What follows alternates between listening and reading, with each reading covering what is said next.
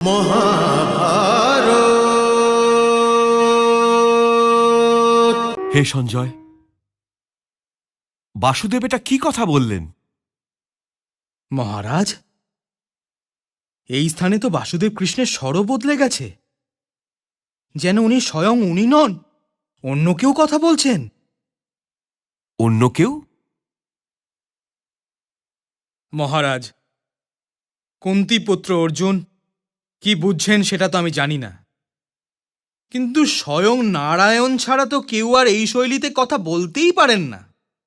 আর কেউ তো এটা বলতেই পারেন না যে ত্রিলোকে এমন কোনো বস্তু নেই যাকে উনি প্রাপ্ত করতে চান আর প্রাপ্ত করতে পারবেন না। উনি বলে চলেছেন যে ত্রিলোকে ওনার করবার যোগ্য কিছু নেই, তবুও কর্ম করে চলেছেন, যে যদি কর্ম না করেন তবে সংসারকে দৃষ্টান্ত মেনে কর্মকে ত্যাগ করবে আর কর্মচক্র দাঁড়িয়ে পড়বে। আর কর্মচক্র দাঁড়িয়ে গেলে সমাজ নষ্ট হয়ে যাবে, আর তার সর্বনাশের কারণ ওনাকেই ধরা হবে। সঞ্জয়, এটা তো কোনো সাধারণ কিংবা অসাধারণ পুরুষ বলতেই পারে না। আর যদি এই বাক্য কোনো মহান ব্রহ্ম ঋষিরও হয়, তবে এটা তার অহংকারের প্রদর্শন বলেই মানা হবে। কিন্তু বাসুদেবের উচ্চারণে তো অহংকারের ঝলক পর্যন্ত নেই মহারাজ। সেটাই তো আমাকে বেশি করে চিন্তায় ফেলে দিয়েছে সঞ্জয়। যদি উনি ওই স্বরে আমাকেও ধনুক ওঠাতে বলেন, তবে নিজের নেত্রহীনতা ভুলে গিয়ে আমিও ধনুক ওঠাবো।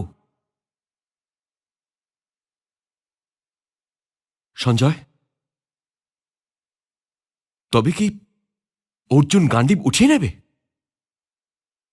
এই প্রশ্নের উত্তর আমি দিতে পারি মহারাজ, কিন্তু ভবিষ্যৎবাণী আমার কর্মক্ষেত্রে বাইরে।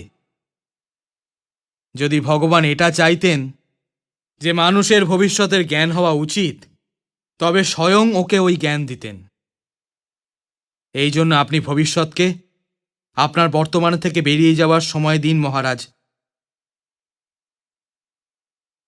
এই অপেক্ষাও আপনার কর্মক্ষেত্রের মধ্যেই পড়ে।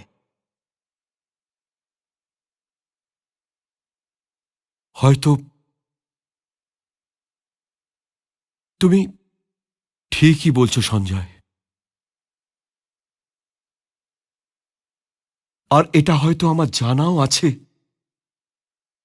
যে এই যুদ্ধের পরিণাম কি হবে। তবুও এটাই চাই যে এই যুদ্ধের পরিণাম সেটা না হোক যেটা হতে চলেছে। কাল পর্যন্ত আমি চিন্তা করতাম যে আমি শতপুত্রের পিতা, এই জন্য আমি তো কখনো একলা হতেই পারি না। কিন্তু এখন মনে হচ্ছে যে আমি একলা হয়ে যেতে চলেছি সঞ্জয়, একলা হয়ে যেতে চলেছি।